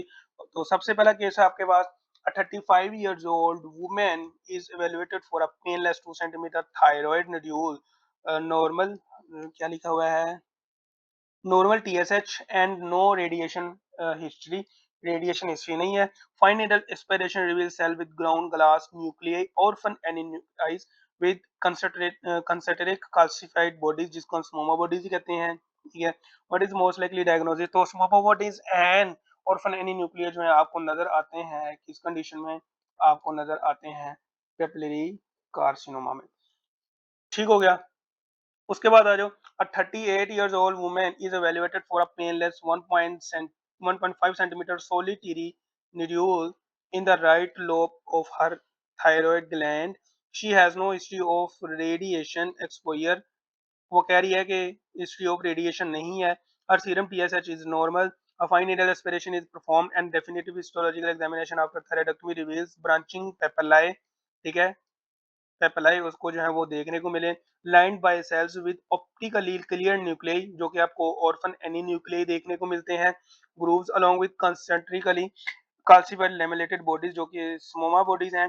What is most characteristic genetic mutation associated with the specific malignancy, तो हमने देखा था कि इसमें जो है हमें कौन सी म्यूटेशन देखने को मिल सकती हैं, ब्राफ म्यूटेशन या रेट बीटीसी रीअरेंजमेंट और ब्राफ म्यूटेशन। तो ब्राफ म्यूटेशन सिर्फ और सिर्फ इसमें जो है देखने को मिल सकता है। रेट प्रोटो ऑन्कोजिन जो है वो हमें किन में देखने को मिलता है, मेडुलरी कार्सिनोमा में जो है वो देखने को मिलता है। तो मेन तो यहाँ पर बनता ही नहीं है, तो क्योंकि मेन में जो है पेपिलरी कार्सिनोमा नहीं आता, तो ये सारा इस क्वेश्चन से रिलेटेड, ठीक है। उसके बाद 45 year old woman undergo a surgery for solitary cold nodule thyroid nodule measuring 2.5 centimeter. Histological examination of the resected specimen shows a well circumscribed follicular neoplasm, but microscopic evaluation reveals clear capsular and vascular invasion. What is definitive diagnosis? अब वो कह रहा है कि आपने जो rejected specimen लिया उसके अंदर हमें वेल सर्कमस्क्राइब नज़र आया। लेकिन जब हमने माइक्रोस्कोपिक जब सर्जरी के बाद देखा तो वो था उसके अंदर clear capsular invasion and vascular invasion आपको देखने को मिले। तो व्हाट इज़ डेफिनिटिव डायग्नोसिस? तो फॉलिकुलर एडेनोमा नहीं है। इसने यहाँ पर एफएनएसी परफॉर्म की, लेकिन उसके ऊपर उसको ये नहीं पता चला कि आया कि कैप्सुलर इन्वेजन है या नहीं है। वो आपको ड्यूरिंग आफ्टर द सर्जरी जो है, जब आप स्पेसिमेन भेजते हो तो ही पता चलता है। तो it is the right answer is follicular carcinoma. ठीक है? उसके बाद है तो 50 years old woman is evaluated for from thyroid nodule and fine needle aspiration reveals sheet of large polygonal cells with abundant eosinophilic granular cytoplasm packed with mitochondria, इनको हम hurtle sales bodies कहते हैं। which two conditions are classically associated with prominent presence of the specific cells Hashimoto's thyroiditis and Hurthle cell neoplasm. तो यही आपको जो है वो राइट आंसर है। आपको इन दोनों में जो है वो देखने को मिलता है। ठीक है? उसके बाद आ जाओ तो 40 years old woman with diagnosed with differentiated thyroid cancer. अब वो डिफरेंशियल थायराइड कैंसर की बात कर रहा है, और वो या तो पेपिलरी कार्सिनोमा भी हो सकता है, वो फोलिकुलर कार्सिनोमा भी हो सकता है। Is validated to map out functional tumour tissue. Why is diagnostic radio active iodine whole body scan sometimes perform prior to therapeutic intervention और एब्लेशन। वो कह रहा है कि एक पेशेंट आई है हमारे पास डिफरेंशिएटेड थायराइड कैंसर के साथ, अब उसकी जो हमने सर्जरी करनी है, लेकिन why there is the need of radio active iodine whole body scan to some time perform before therapeutic surgery. क्यों जरूरी होता है? बिकॉज ऑफ, यहाँ पर वो लिख रहा है, to permanently destroy all microscopic tumour cells without needing surgery. नहीं, आपने जब भी रेडियो एक्टिव एब्लेशन या रेडियो एक्टिव आयोडीन आइसोटोप की करनी होती है तो आपने बाद सर्जरी के बाद करनी होती है, अगर रीकरेंस हो जाए तब करनी होती है। To evaluate loco regional remnants and detect occult region और distant metastasis. So this is your answer. क्योंकि बाद औकात कई पेशेंट में स्ट्रोमा ओवरी भी हो सकती है या एक्टोपिक थायराइड टिश्यू की प्रेजेंस हो सकती है। तो अगर आप थायराइड रिमूव कर भी लो तो वो जो है बाकी जो रेमिनेंट स्ट्रक्चर प्रेजेंट है, अकलट, जिनको हम अकलट रीजनल और डिस्टेंट मेटास्टेसिस भी कह सकते हैं, जो प्रेजेंट हैं, तो उनमें जो है वो फिर जो है T3 T4 प्रोड्यूस करते जाएंगे डिस्पाइट ऑफ थायराइडोटॉमी। तो पेशेंट की सिम्टम जो है वो ठीक नहीं होंगी। तो इसलिए जो है होल बॉडी स्कैन जो है वो हम करते ही करते हैं, ताकि हमें अगर मेटास्टेसिस हुई भी है तब भी पता लग जाए, चाहे एक्टोपिक टिश्यू प्रेजेंट है तब भी हमें जो है वो पता लग जाए। ठीक है? उसके बाद आ जाओ 16 years old boy present with mucosal neuromas. यहाँ पर एक आपको हिंट मिल गया। Of the lips marfanoid body habitus दूसरा आपको मिल गया। And a rapidly growing from thyroid mass. ठीक है? Genetic testing confirm a mutation associated with medullary thyroid carcinoma and multiple endocrine neoplasia. What is underlying genetic alteration responsible for this syndrome? तो हमने जो पढ़ा था वो रेड प्रोटो ऑन्कोजेन म्यूटेशन थी, वो एसोसिएट होती है MEN2A MEN2B के साथ। ठीक है? उसके बाद आ जाओ, a 10 years old boy diagnosed with a germline red proto-oncogene gene mutation is evaluated for inherited endocrine cancer syndrome based on national guidelines. What is the primary indication of performing prophylactic total thyroidectomy in this asymptomatic patient? ठीक है? पहली बात तो ये कि अगर आपने आपके पास पेशेंट आ जाए MEN2A का या MEN2B का, तो MEN2A की जो गाइडलाइंस है वो ये है कि आपने ड्यूरिंग द 1 ईयर जो है आपने फर्स्ट ईयर ऑफ लाइफ जो है आपने उसकी जो है थायराइडेक्टमी करवा लेनी है। और MEN2B जो है तो उसकी जो है वो ड्यूरिंग 6 ईयर, सॉरी, उसकी थी MEN2A की 6 ईयर थी, और MEN2B की जो थी वो 1 ईयर जो है वो विद इन 1 ईयर जो है आपने करवानी होती है। लेकिन यहाँ पर 10 ईयर्स दिया हुआ है, तो मतलब कि वो पेशेंट जो है वो आया ही बाद में है। ठीक है? ड्यूरिंग बर्थ के बाद जो है उसकी डायग्नोसिस नहीं की गई, तो अब जो है वो इन कंडीशंस के साथ आया। तो विच ऑफ द फॉल, वो कह रहा है कि अब performing prophylactic based on national guidelines, what is the primary indication for performing prophylactic total thyroidectomy in this asymptomatic patient to prevent the development of aggressive medullary thyroid carcinoma? Yes, this is your right answer. बाकी भी हम देख लेते हैं। Treat asymptomatic tracheal एस्पिरेटरी compression, नहीं ये नहीं है। correct severe primary hypothyroidism, ये भी नहीं है। eliminate the risk of distant bone and lung metastasis from the follicular carcinoma, तो follicular carcinoma तो उसमें होता ही नहीं है। तो और आपका जो राइट आंसर है वो ऑप्शन ए ही है। ठीक है? उसके बाद आ जाओ, 70 years old man present with rapidly enlarging painful neck mass, severe dyspnea and 70 years की बात कर रहा है। ठीक है? ये आपने याद रखना है। vocal cord paralysis, उसको बायोप्सी शोज अनडिफरेंशिएटेड, मतलब के एग्रेसिव कैंसर है। अनडिफरेंशिएटेड अगर सेल्स हैं तो मीन्स के एग्रेसिव कैंसर है। हाईली एग्रेसिव ट्यूमर, यहाँ पर बता दिया वही बात। Genetic profiling reveals loss of tumour suppression function विया म्यूटेशन P10 जीन। तो P10 जीन हमें कहाँ देखने को मिल सकती है? एनाप्लास्टिक में भी देखने को मिल सकती है, ठीक है।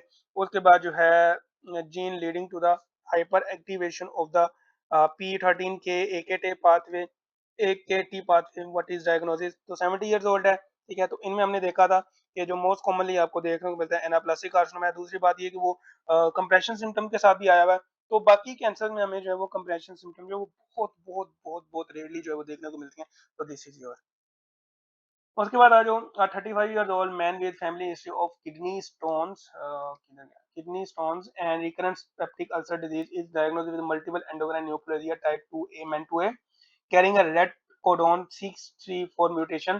He is found to have asymptomatic primary hyperparathyroidism and newly identified 1.5 centimeter pheochromocytoma and a normal basal serum calcitonin level with no palpable thyroid nodules. Which of the following represent the most appropriate immediate surgical management strategy for this patient? Total thyroidectomy and bilateral neck dissection first? नहीं। अगर फियोक्रोसाइटोमा हो इन patient में तो हम कभी भी thyroidectomy नहीं करते। क्यों नहीं करते? Because of there is a risk of hypertensive crisis. तो ये नहीं करनी।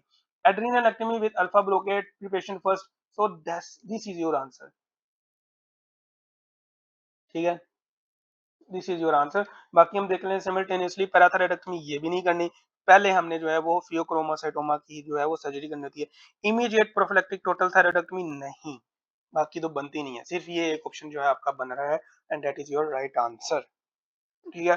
उसके बाद आ जाओ। तो 68 years old woman with a 50 years history of Hashimoto's thyroiditis present with a rapidly enlarging firm anterior neck mass over the past month, ठीक है, accompanied by severe dysphagia and hoarseness, which underlying condition and chronic pathological process strongly predispose her to this specific type of thyroid malignancy। तो Hashimoto's thyroiditis की बात हो रही है। तो activating point mutation red protocol नहीं, मेडुलरी कैंसर था। Radiation induced DNA double standard break during childhood, ये आपको पेपिलरी कार्सिनोमा में देखने को मिल रहा था, ठीक है। ये आपको जो है वो एमटीसी, ये आपको जो है वो papillary carcinoma. Iodine 131 uptake resulting in follicular cell hyper proliferation नहीं, ये आपकी जो है फोलिकुलर कैंसर की बात हो रही है। लेकिन आपकी हैशोमेटल थायराइडाइटिस क्या थी? ऑटो इम्यून थी। तो chronic lymphocytic inflammation and prolong antigenic stimulation, this is your answer, ठीक है। उसके बाद आ जाओ। 38 years old woman with Graves' disease is scheduled for a total thyroidectomy due to compressive symptoms and intolerance to the antithyroid drugs, which preoperative pharmacological measure is essential to decrease the vascularity and size of the thyroid gland immediately prior to the surgery। तो वो कौन सी ऐसी चीज देते हैं जिससे जिससे हम जो है वो vascularity of the gland को जो वो डिक्रीज करते हैं? रेडियो एक्टिव आयोडीन नहीं। हम जो है ल्यूगल सोल्यूशन जो है वो हम देते हैं एडमिनिस्ट्रेटेड 10 to 14 days। तो ल्यूगल सोल्यूशन जो है वो हम देते हैं to reduce the vascularity of the gland. तो ये आपने बात याद रखनी है। A 68 years old woman with a 15 years history of Hashimoto's thyroiditis, ये मेरा ख्याल है दोबारा से हो गया है। Yes, this slide is repeated. तो अगला हम पढ़ते हैं। 42 years old woman undergo a total thyroidectomy for a large multinodular goiter during the intracapsular dissection of the posterior thyroid lobe to prevent the permanent hypocalcemia. The surgeon carefully preserved a delicate vascular structure closely related to the superior parathyroid gland, which arterial vessel superior supplies the superior parathyroid gland and must be identified and preserved during the step। वो कह रहा है कि parathyroid gland को हमने preserve करना है तो उसकी ब्लड सप्लाई को भी प्रिजर्व करना है। तो बताओ कौन सी आर्टरी जो है उसको हम प्रिजर्व करेंगे ताकि जो आपकी जो पैराथायराइड की सप्लाई है वो डिस्टर्ब ना हो। तो क्या क्या ऑप्शन है यहाँ पर? Superior thyroid artery. तो भाई अगर सुपीरियर पैराथायराइड की बात हो रही है तो दैट डजंट मीन कि सुपीरियर थायराइड आर्टरी उसको सप्लाई दे रही है, नहीं। थायरोइडिया इमा आर्टरी नहीं, या कोई इजमस को जो है वो सप्लाई करती है बस। सुपीरियर थायराइड में ये ड्रेन करती है, ये तो वैसे नहीं ऑप्शन हो सकता। तो इंफीरियर थायराइड आर्टरी का हमने बताया कि इसकी ब्रांचेस निकलती हैं। एक ब्रांच तो आपको जाती है कैप्सुलर ब्रांचेस देती है that supplies a inferior pole of thyroid gland, और एक जाती है आपकी पैराथायराइड को आर्टरी, ठीक है। वो जो पैराथायराइड को आर्टरी है वो दोनों superior and inferior parathyroid gland दोनों को जो वो सप्लाई करती है। तो your right answer will be here inferior thyroid artery, ठीक है।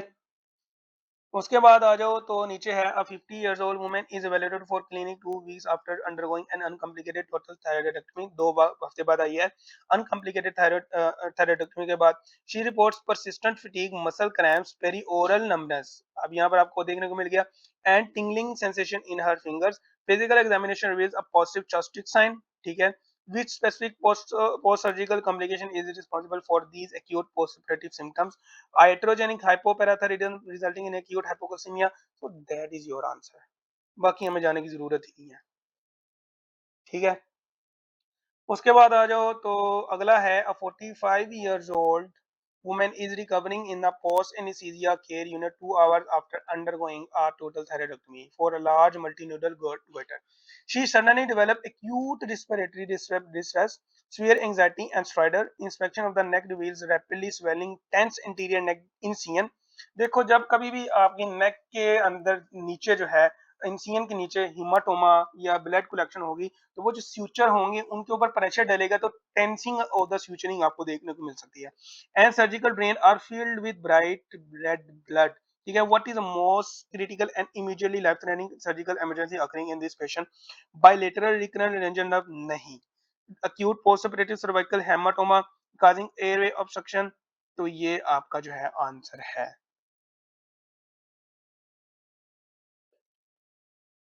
ठीक है। तो ये आपका आंसर है। उसके बाद आ जाओ तो 34-year-old woman with inadequately controlled Graves' disease undergoes an emergency thyroidectomy without proper pre-operative preparation, ठीक है। ये आपको जो है कीवर्ड मिल गया, with anti-thyroid drugs and IV. On the first post-operative day, she developed high fever, profound tachycardia, marked agitation, profuse sweating, and delirium. What is the life-threatening post-operative complication triggered by the sudden release of stored thyroid hormones? तो इसमें क्या आपको देखने को मिल रहा है? Iatrogenic थायरोस्टोम। तो iatrogenic हम कब कहेंगे? जब हम पेशेंट को जो है वो अपनी तरफ से अच्छे से प्रिपेयर नहीं करेंगे, तो दैट इज योर आंसर, ठीक है। और मोस्ट कॉमन काज जो है वो थायरोस्टोम की जो iatrogenic preparation of the patient ही है, ठीक है। उसके बाद आ जाओ तो 52 years old woman undergo a total thyroidectomy and central neck dissection for a local advanced papillary thyroid carcinoma. 6 hours post-operatively, she become increasingly agitated, complains a tight choking sensation in her throat. On examination, her neck dressing is moderately blood-stained and anterior neck is tense and diffusely swollen.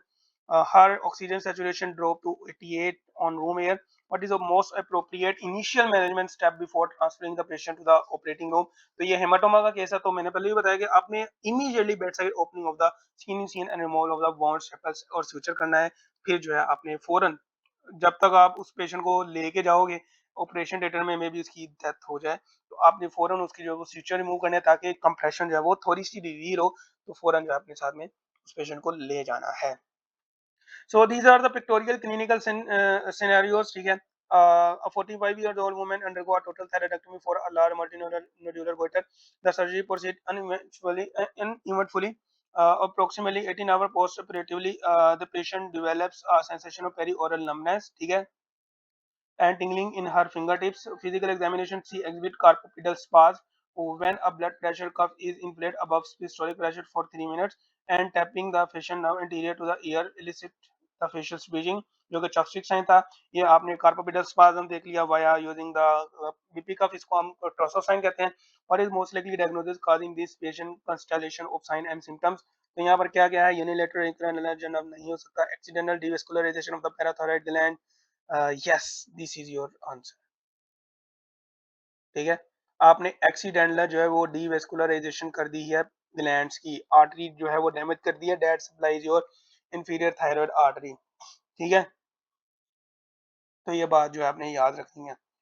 यहाँ पर आपको हाइपोपैराथायरॉइडिज्म भी आ सकता था, लेकिन उसने जो है एक्सीडेंटल डीवेस्कुलराइजेशन कह दिया, तो वो भी ultimately leads to the parathyroid gland atrophy, क्योंकि आपके पैराथायरॉइड ग्लैंड जो है ये इस्केमिक इंजरी से बड़े प्रोन होते हैं, तो इनमें जल्दी से इस्केमिक इंजरी हो सकती है।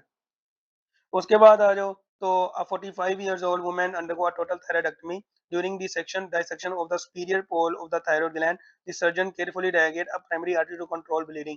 Damage to nerve closely associated with this specific artery would most likely result in which of the following? तो superior pole पर कौन सी आपकी जो artery के साथ nerve जा रही होती है आपकी जो है वो एक्सटर्नल लेरेंजियल नर्व जा रही होती है।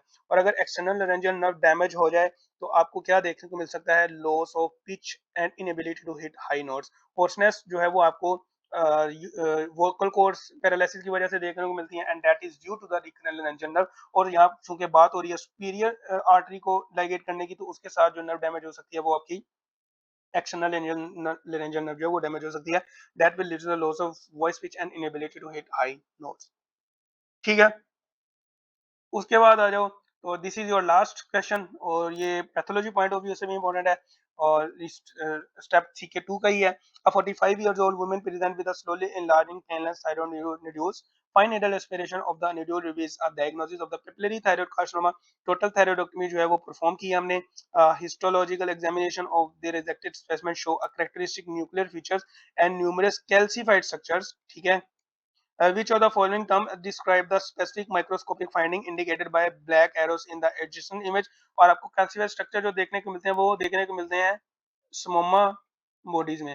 और आपकी जो स्मोमा बॉडीज होती हैं वो ओनियन लाइक जो है वो अपीयरेंस एरिया होती है, आप यहाँ पर देख सकते हो ओनियन अपीयरेंसेस। ठीक है, वो पूछ रहे हैं what is most likely pathological diagnosis for the specific calcified structure. तो स्मोमा बॉडीज हमने जिक्र कर लिया, तो यहाँ पर हम देखते हैं कि स्मोमा बॉडीज प्रेजेंट है नहीं, तो स्मोमा बॉडी जो है वो प्रेजेंट है।